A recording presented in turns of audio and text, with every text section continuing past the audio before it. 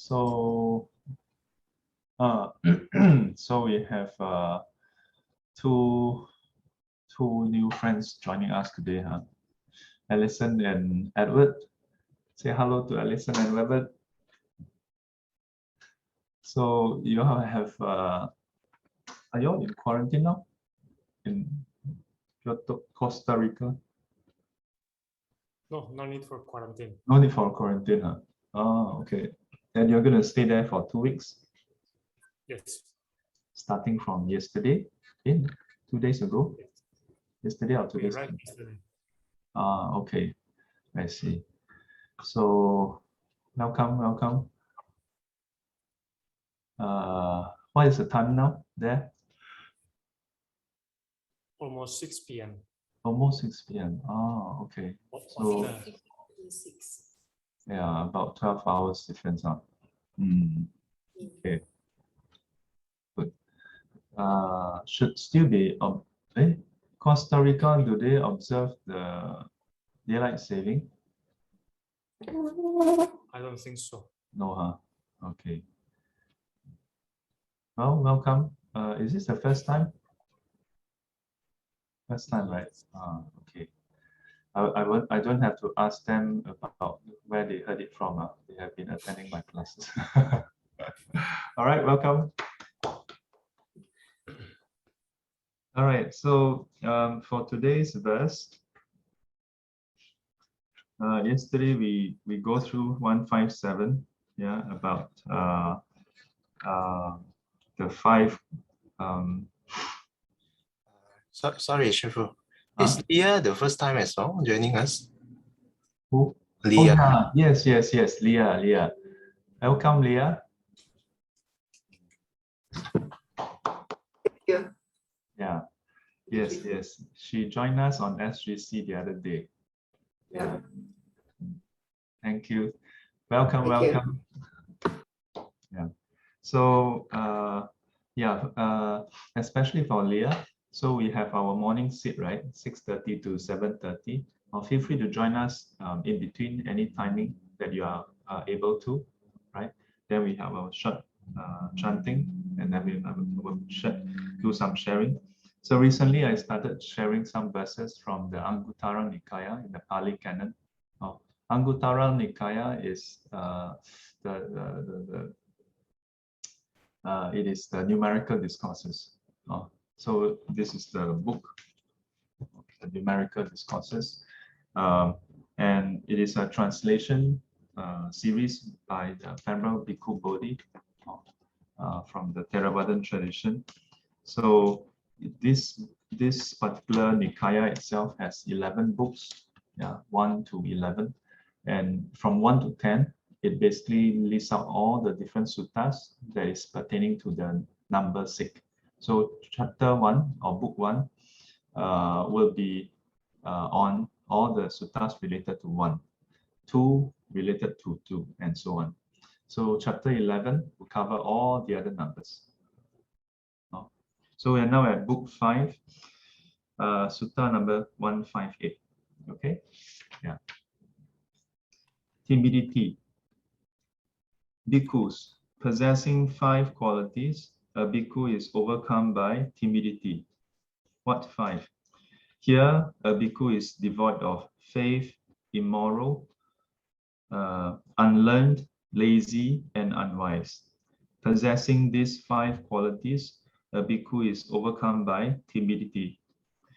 Bhikkhus possessing 5 qualities, a bhikkhu is self-confident. What 5? Here, a bhikkhu is endowed with faith, virtuous, learned, energetic, and wise. Possessing these 5 qualities, a bhikkhu is self-confident. That's it. Today's verse is very short. Compared to the other few days, this is very short now. So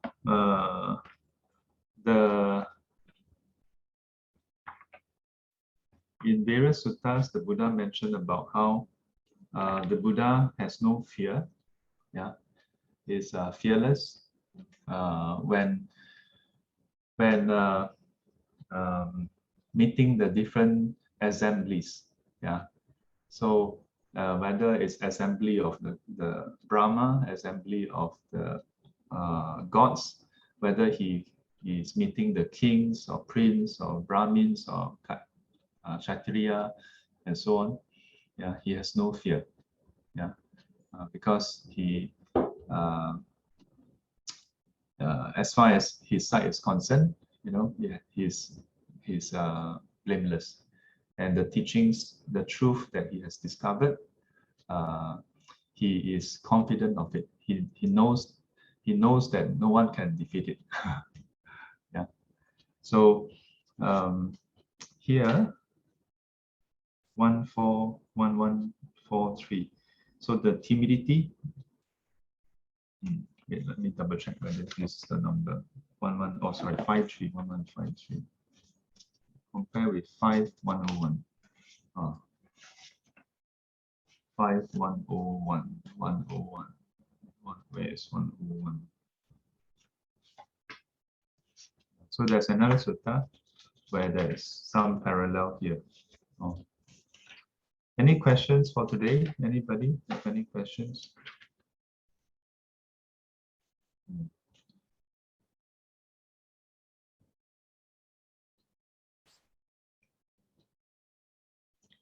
Yeah, so in 101, there's also another sutta on timidity. Yeah. And there, when they talk about self-confidence, is that of a trainee. Yeah. So a trainee means the Youxue. It means Sotapanna and above up to the stage before Arahanthood. Yeah. So no wonder they are not timid. They have self-confidence. Yeah. The other day, Lord John actually sent me a text and asked me about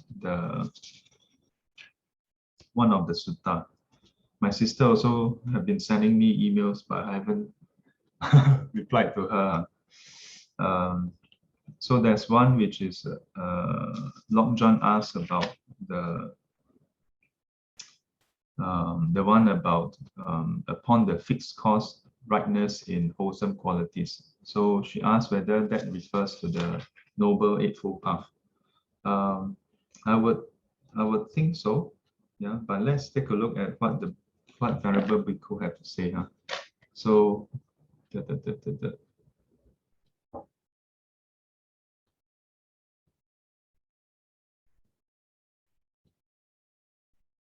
no specificity. I titled this after B.E. Udana verse, which reads, so he's just explaining his choice of the translation. Maganiyam. It would appear to be related to the Eightfold Path, but more generally, it refers to that you're going in the right direction. So for Lord John, a question on this. Okay, that's it. That's all I have. Yes, Phyllis. So for yesterday, you gave us the five points. Yeah. Today, that 5 point, I observed the last two is different. Is it true, or I'm got a bit confused? Yes. There's a the number 4 is different. Okay. So today one is the quality. Today's 5. Yesterday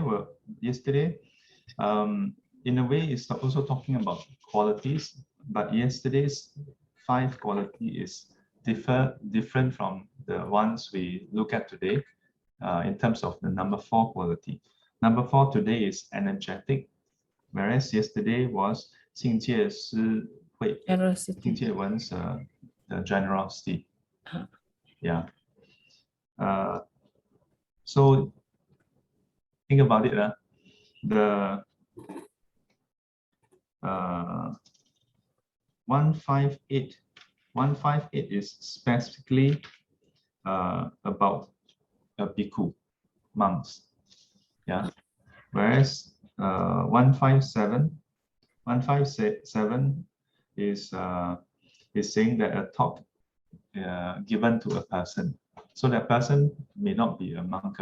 If it's a monk, usually the Buddha would specifically say a monk. Yeah. So in all likelihood, that probably refers to a person who is a lay person. So generosity is usually highlighted for lay people. Yeah. For monastics, not mentioned. Noble Eightfold Path, notice no mention of generosity. Is there generosity inside Noble Eightfold Path? No. So no wonder all the monks very selfish.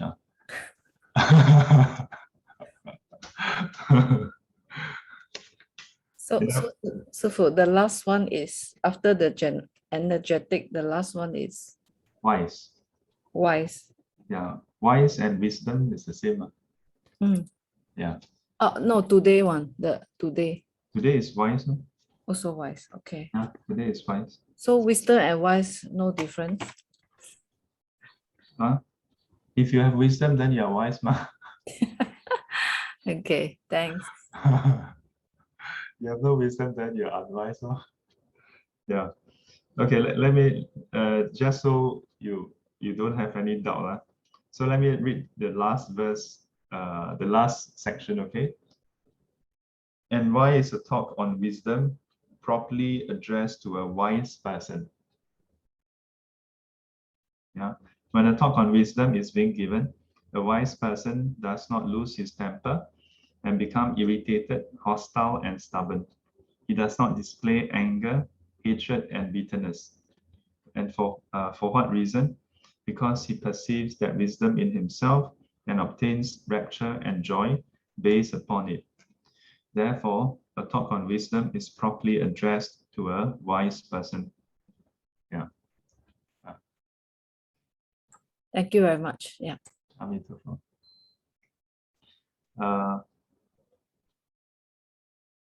Yeah, it's good that you ask, because sometimes sometimes when we read the suttas, you may find that this certain different suttas seem to use different terms. So sometimes it's because of the difference in the tense. Yeah, and sometimes it's because the same quality, when you talk about the quality you possess versus how you are if you possess it, is of course different. And besides that, sometimes when you look at different translators, they may use slightly different terms also. Okay, any questions? Any other questions for today? Yes, Danny. 师父早安。早安。 Regarding yesterday's verses, right? All right. Is it because of how should I put it? Is it because of yesterday's verses? Not really because of yesterday's verses. I mean, is it the mentality in yesterday's verses, right? That is why Buddhism, we don't like. We are not so aggressive in spreading the religion, right? Like, for example, we don't try to wait for people to be receptive first, then we tell people more about Buddhism. Whereas in the other religion, they can be more forward. Well, I'm sure if we want, we can find verses to justify that also. Yeah. But yes, there are quite a few suttas that talk about how if sharing in a certain way, that sharing, saying something, not just sharing Dhamma, but saying when you speak and it causes the other person to be agitated and the person don't accept, don't benefit, then no point talking. Yeah, no point speaking to that person. Yeah. So having said that, right, in the commentary, it is said that, or rather in the post-Buddha's time, I recall that there's an incident where it described that one of the Bodhisattva, when he was he was still at the early stage. Someone actually shared the teaching on emptiness with that person. Yeah. So so the Bodhisattva at that stage, right, cannot accept. Wow, so say that this is like basically condemn it and say that this is false. This cannot be the Buddha's teaching. And because of that, that kind of strong was reborn in hell. Yeah. But then he may think, then why did the other Bodhisattva go and tell him? Should we under he's ready, right?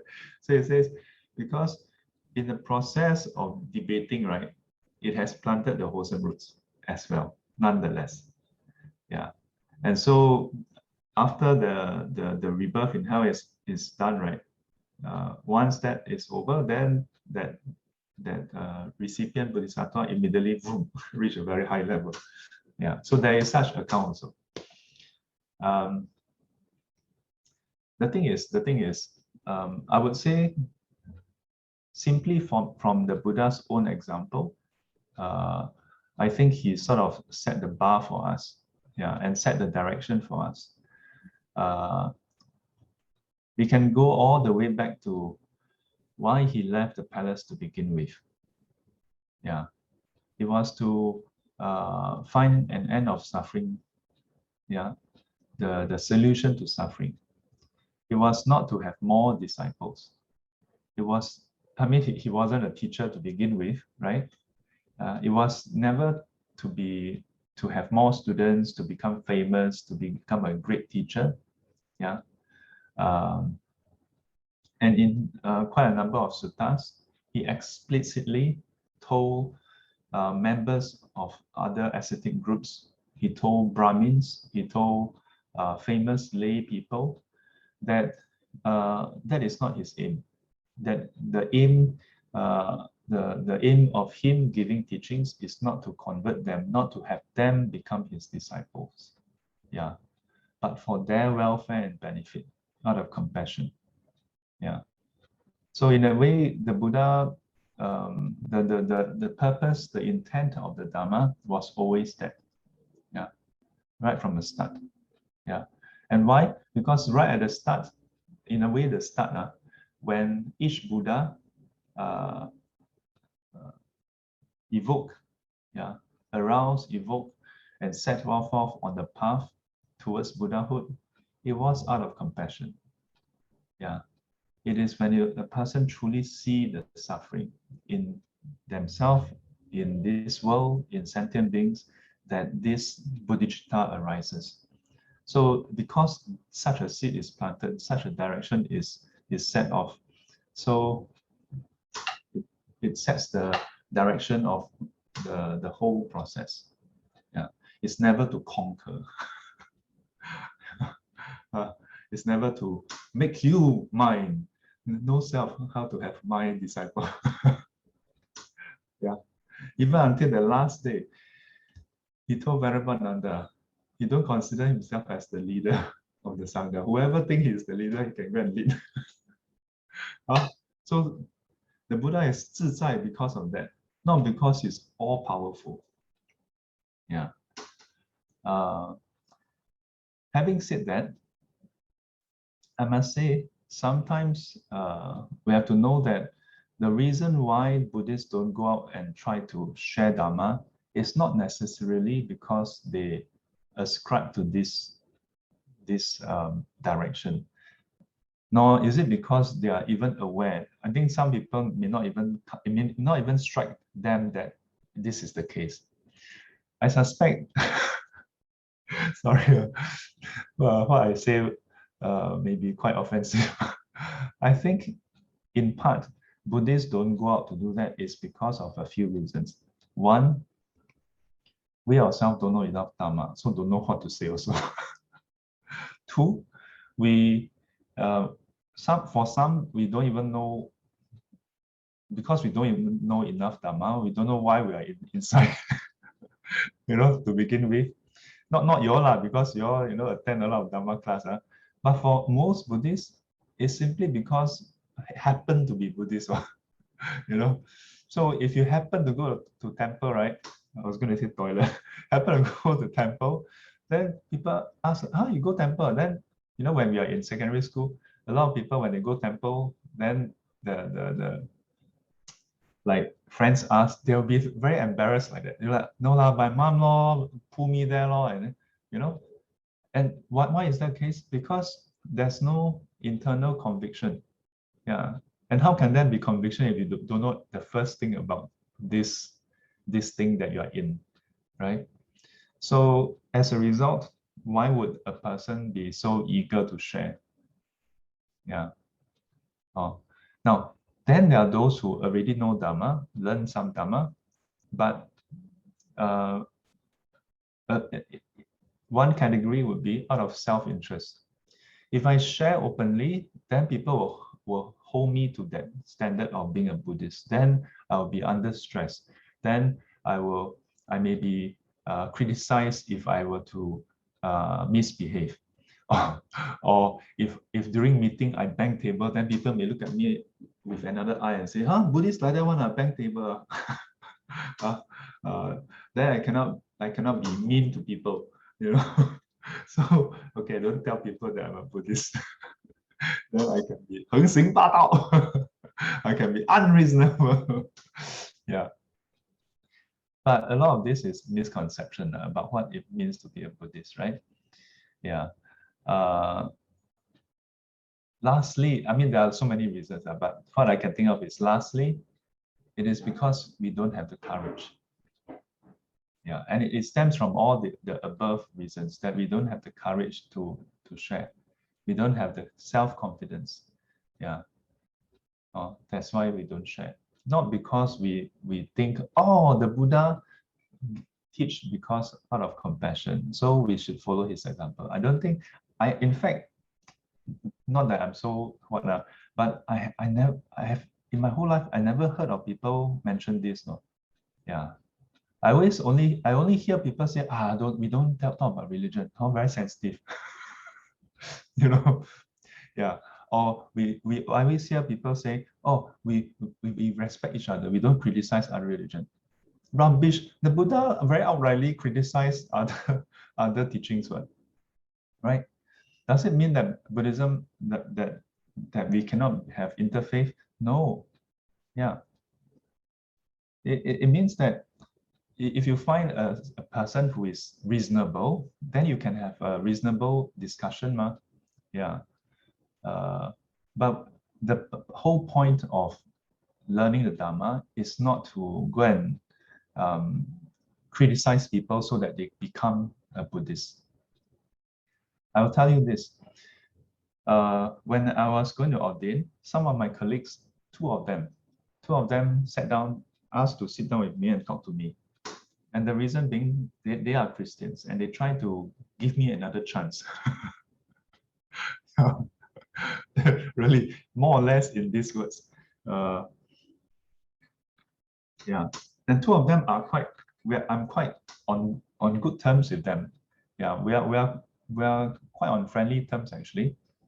Yeah, one of them stay opposite us, Simsville, and occasionally I will go over and join him for a swim, or we have LAN party over the weekend. They're very funny last time. Oh, I'll bring the whole computer. And last time it's not thin laptop. I'll bring the whole bulky computer over. A few colleagues all go over, play game. So so the two of them try to convert me. Oh, actually there are three. Another one also. And one of them even continued to email me when I was already ordained in US. So at some point, I decided, let me just settle this once and for all, So I wrote a very long email, yeah, a very long letter to him, yeah, and to refute the theology, to refute Christian teaching.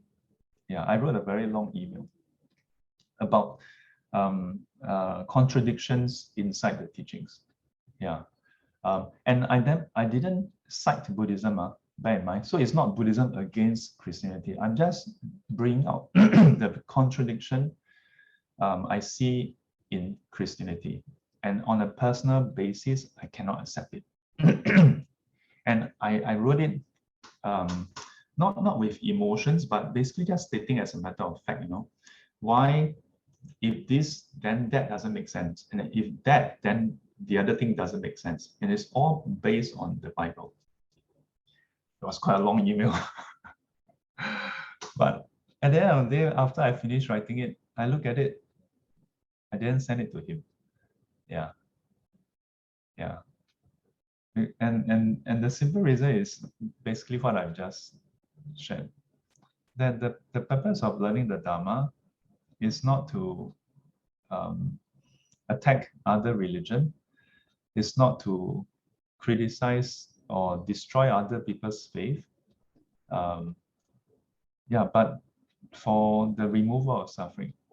I think if I were to send him this, and I thought to myself, if I were to send him this, he, in all likelihood, will not accept it and be even more entrenched into his views. Yeah. I mean, we are all consultants. We are as logical as it gets. Surely, if he wants, he is able to look at this. But then I realized, in many religions, it's about faith. Faith is not about logic. I'm not saying that Christians are not logical. Please don't quote me and say, oh, Sư says Christians are illogical. No, it's that there are two different scales. It's like saying how much does $10 weigh? The weight and currency is two different scales. You cannot compare the two. I mean, of course, yes, you can say $10 of gold is how heavy, but that's only when you transform it into a physical thing, then you can weigh it. But money as a concept cannot be weighed. So faith as a concept, as a quality, cannot be measured against logic. It's just a different scale, Yeah. So in the end, I didn't send him the email. Yeah, because I decided that it just occurred to me that, yeah, that's not the purpose of the Dhamma. Yeah. Over time, his email, tapered off. Yeah. And I'm glad I didn't send it. Like if we were to bump into each other on the street, then at least it will still be a cordial meetup, And who knows, maybe after years later, I mean, it's unlikely because at that point in time, he's already in his 30s, So usually once you reach 30s, and if you have a very strong community support, usually people stay on in religion, not necessarily because they really found deep truth. Sometimes it's because all your friends are in the same religion, then you bail out, then what are you going to do with your life? Suddenly it's like breaking up with your spouse, and then now you have no more friends because all your friends are mutual. Yeah, I'm not saying that everyone in all religions do that because of communal support. Yeah, but in all likelihood, yeah, people don't just change their religion. Yeah, Buddhism have a very expansive, expansive with an A, yeah, very broad, expansive view of things. Yeah, we're not in a rush to say, oh, I must make you into a Buddhist. Yeah, when there are conditions. Yes, Quack, you turn on your mic. Sư Phụ, just now you're talking about humanity from the book. What did the book say? Humility? Yeah. It was on timidity. What did the book say? You just what did the book say? Go and rewatch the video. It says there are 5 qualities. Yeah. So faith,